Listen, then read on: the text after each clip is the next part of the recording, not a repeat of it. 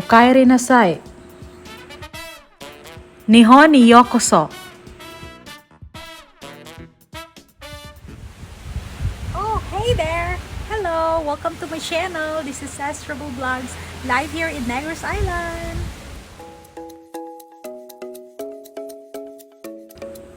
Hello everyone! In today's video, I'll give you a tour of this famous river which flows through Tokyo, Japan. This is gonna be exciting.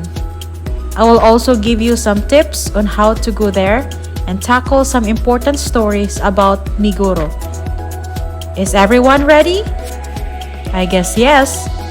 Then let's dive in. Meguro gawa iyokoso.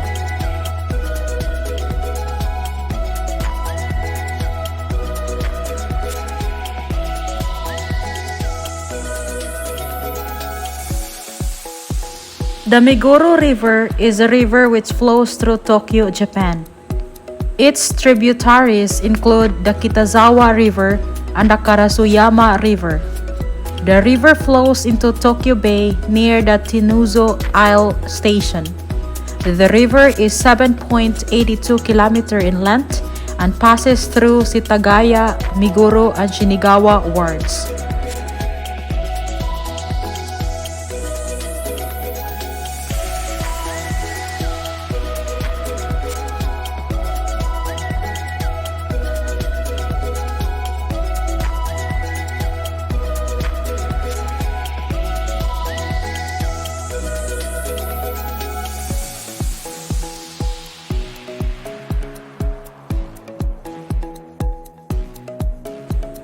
The river banks are extensively landscaped and act as an urban green space for communities along its length.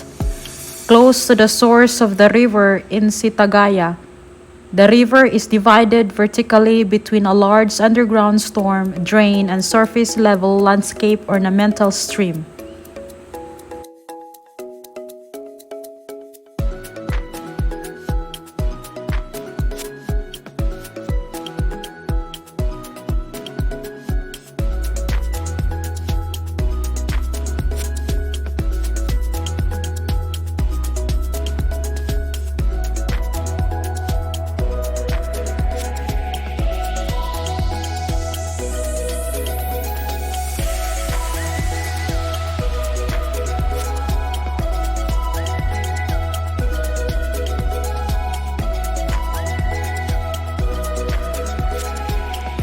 At Ohashi Junction, where the river passes under the Route 246 and the Tomi Expressway, the river re-emerges as a border, surface-level water channel.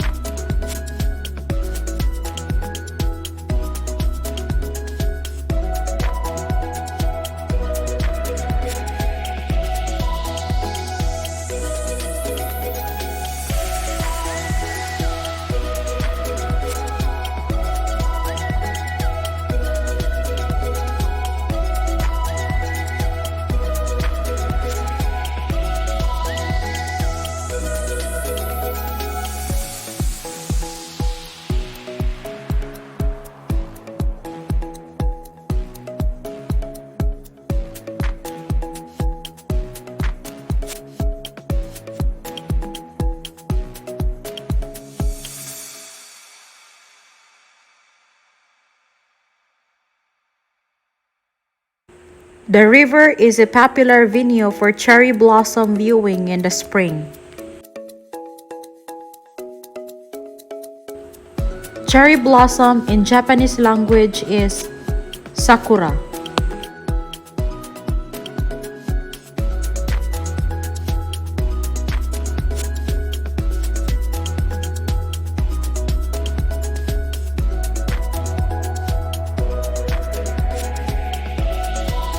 At this point, we are heading directly to the Meguro River. As we witness, I would like you to enjoy the amazing sakura. See you there!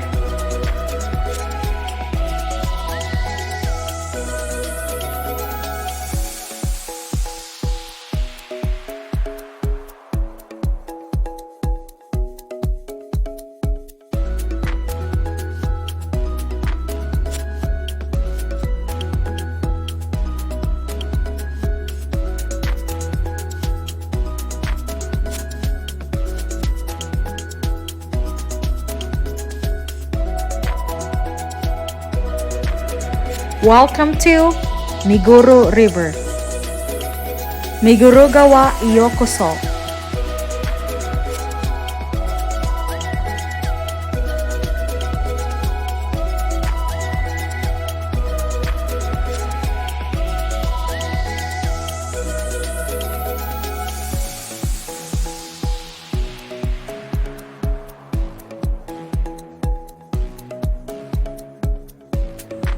After 3 straight years of cancellation, the Meguro River Cherry Blossom Festival is back. The Meguro Gawa, which stretches for several kilometers, is one of Tokyo's most popular hanami spots. Sakura trees on either side form a tunnel of pink over the canal. In typical years, huge crowds gather, especially after dark, when the cherry blossoms are lit by lanterns.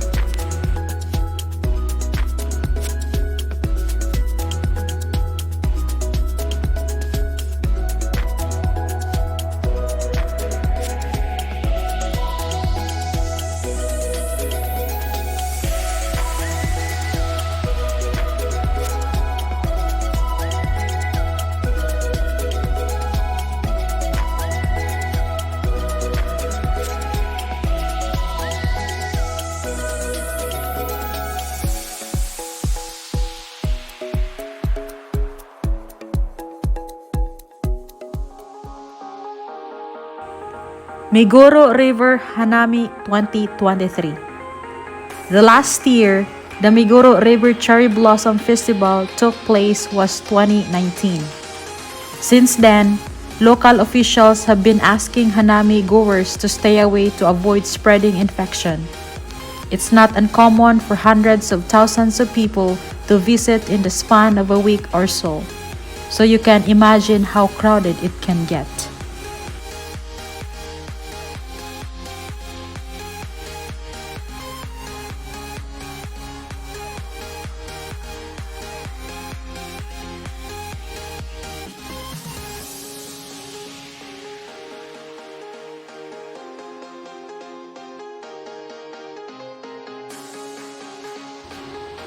This year, however, the event is making a tentative comeback under the typically awkward slogan of Meguro Cherry Blossoms with Corona Keep Good Manner.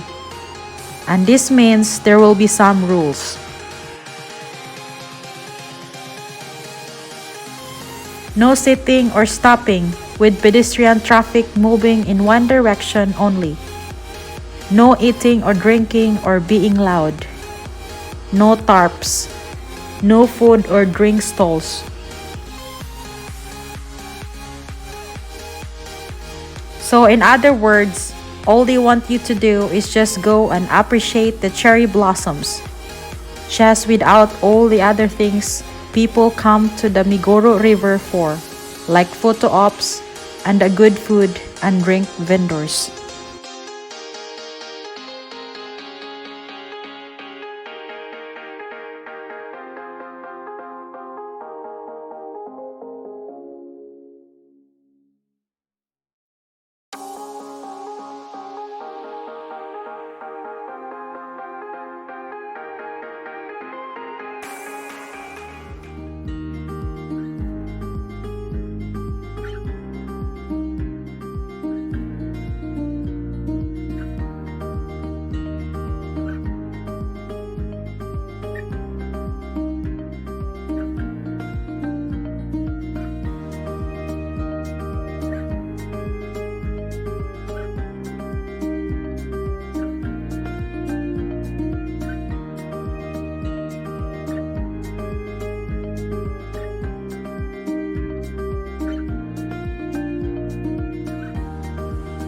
Where to see the Meguro River cherry blossoms?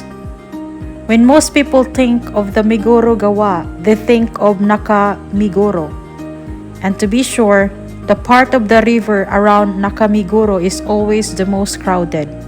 But the whole sakura-lined stretch is about 5 kilometers long, from Gutanda to Meguro Sky Garden, almost to Ikejiri Ohashi Station. You can actually walk it in an hour, crowds notwithstanding.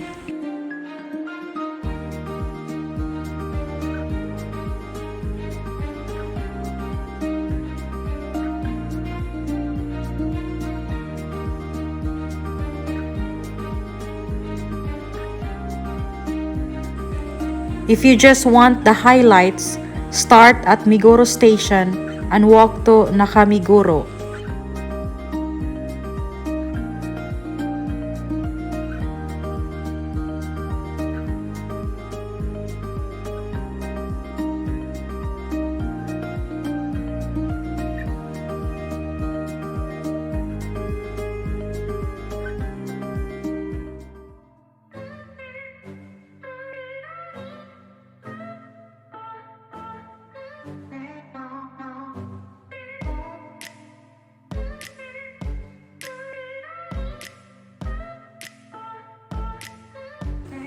When to go? In 2023, the Meguro River Cherry Blossom Festival will be held from March 18 to April 8. This lines up pretty well with the Tokyo cherry blossom forecast, which predicts the sakura to start blooming on March 16 and to peak on March 24. This is a whole week early than typical years. That would make the first weekend likely the peak time to visit. Note that peak time also means the most crowded time.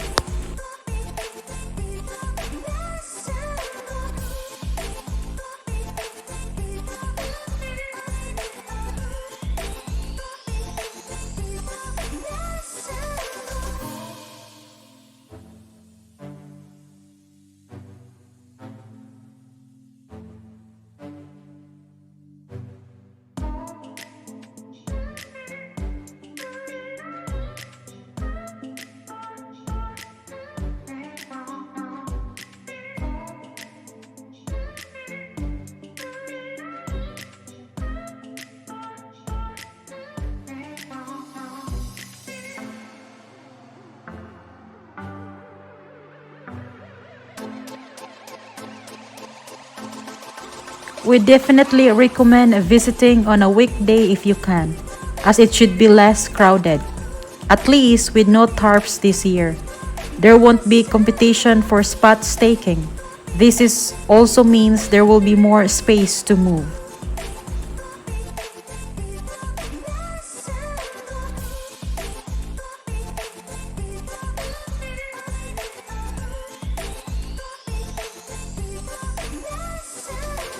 Not in town then? Check out these late blooming cherry blossom spots in Tokyo instead.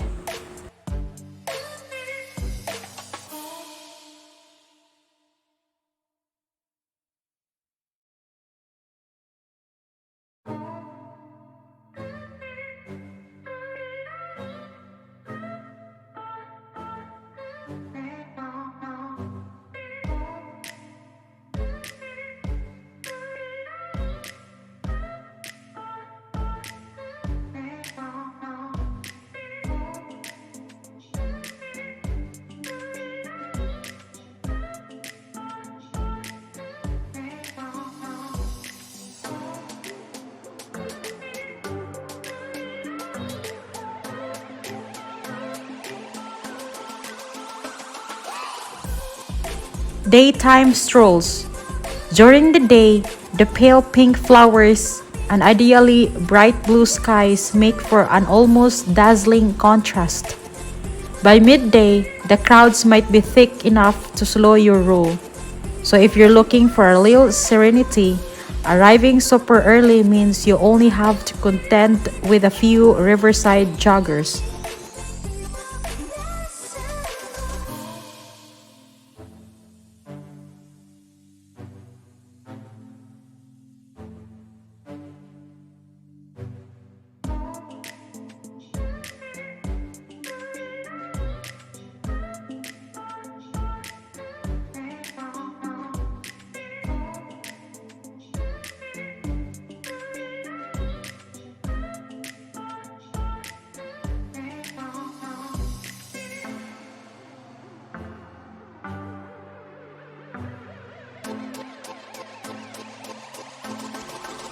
Nighttime lights. For a totally different experience, visit the river after dark.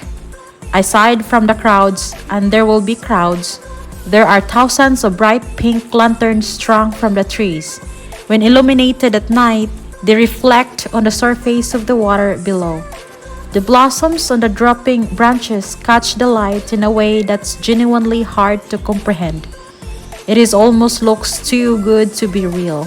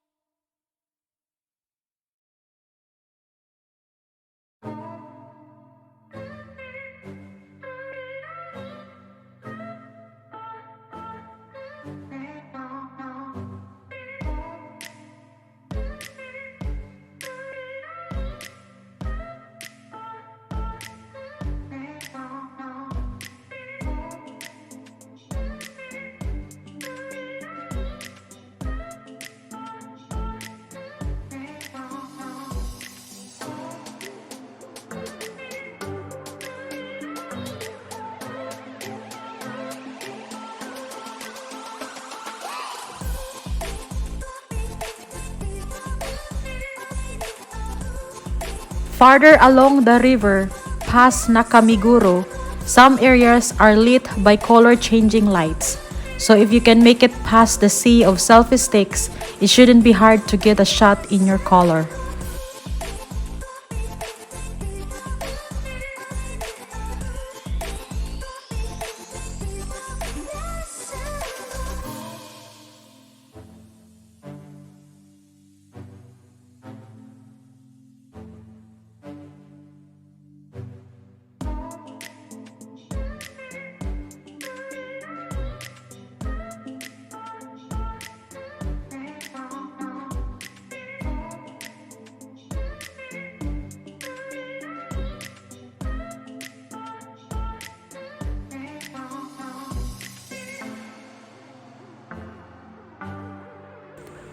Eating and drinking.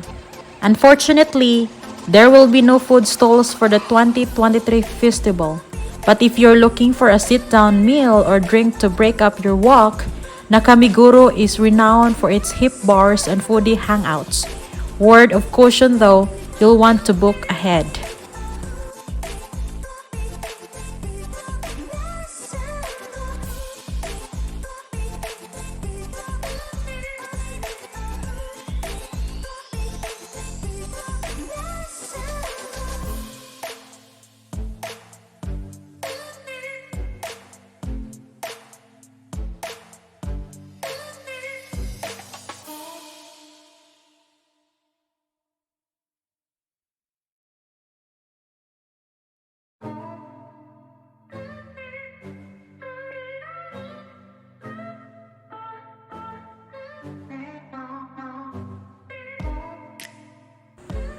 Meguro River boat cruises. For a different angle on the river's many cherry blossoms, you can take a small boat cruise. A 70-minute daytime cruise costs 1,875.81 pesos per person and can easily be booked online. You can also charter a boat, but that will cost you significantly more. Boats depart from Tennōzu Yamatsu Pier, where the Meguro River meets Tokyo Bay.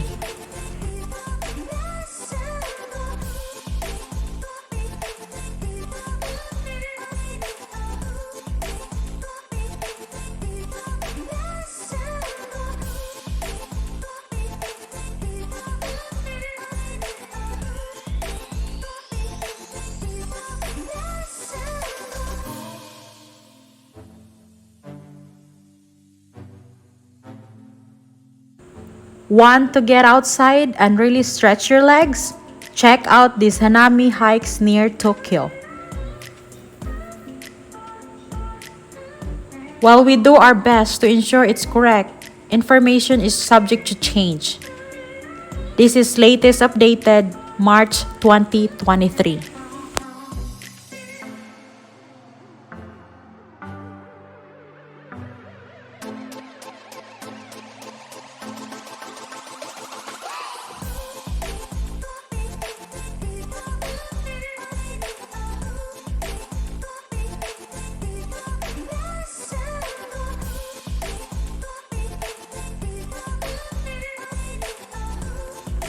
A leafy stroll in the heart of the city.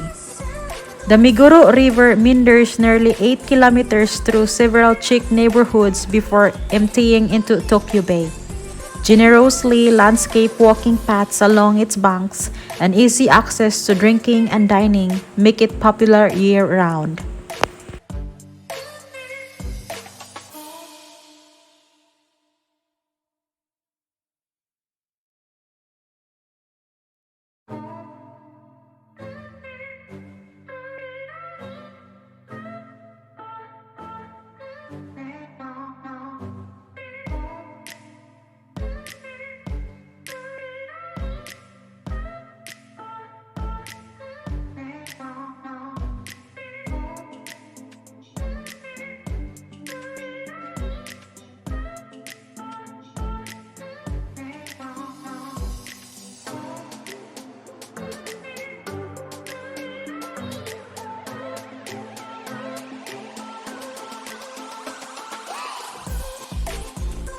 Tips: a slow stroll taking in the Meguro River's respite on the edge of the city vibe. Joining revelers for evening parties beneath illuminated cherry blossoms in spring.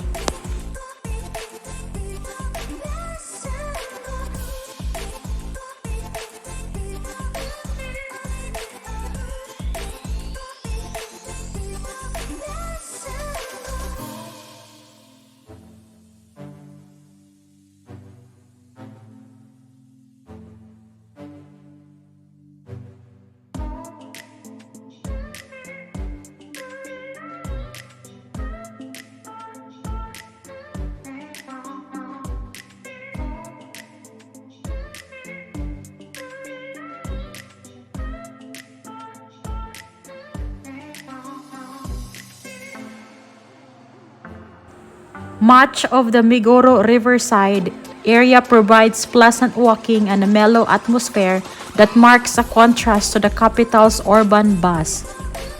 The stretch between Nakamiguro and Gotanda stations is renowned for its pretty greenery and easy access to the hip Nakamiguro neighborhood with its many restaurants and bars.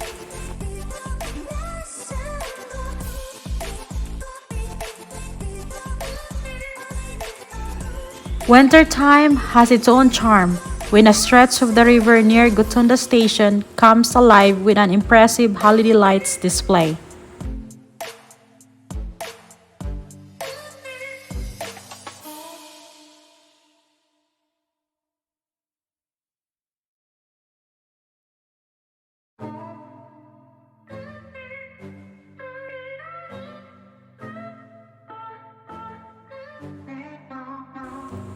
Just beside the river, the Meguro Museum of Art focuses on modern Japanese artists and is worth checking out if you get caught in the rain. So is the quirky, squirmy Tokyo Parasite Museum, just a couple blocks from the river.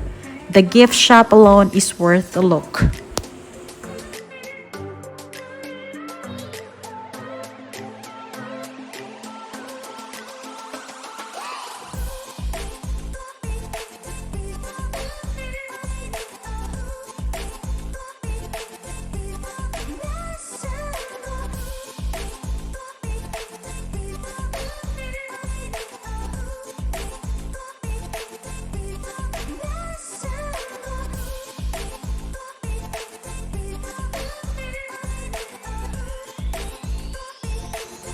Farther downstream at the edge of Tokyo Bay, Tennōzu Isle offers galleries, chic cafes, and waterside dining, including a TY Harbor, a popular brewery restaurants.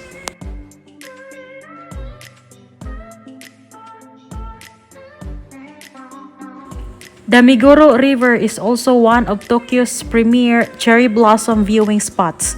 Over a kilometer of trees lining the paths on either side of the river in Nakamiguro burst into bloom at the end of March and beginning of April, forming a corridor of flower clouds above the river. When the sun goes down, the paper lanterns strung along the river come on during the Nakamiguro Sakura Festival, when bands of locals celebrate spring with feasting and drinking on blue tarps beneath the blossoms. Grab a beer from one of the street stalls and bask in the glow of Japan and its most laid back. Gocho arigato gozaimasu cha. Hey guys, thank you so much for watching my video. Don't forget to hit the like button, and if you haven't subscribed to my YouTube channel, please consider subscribing and share it to your friends. Thank you so much and see you in my next vlog. Bye!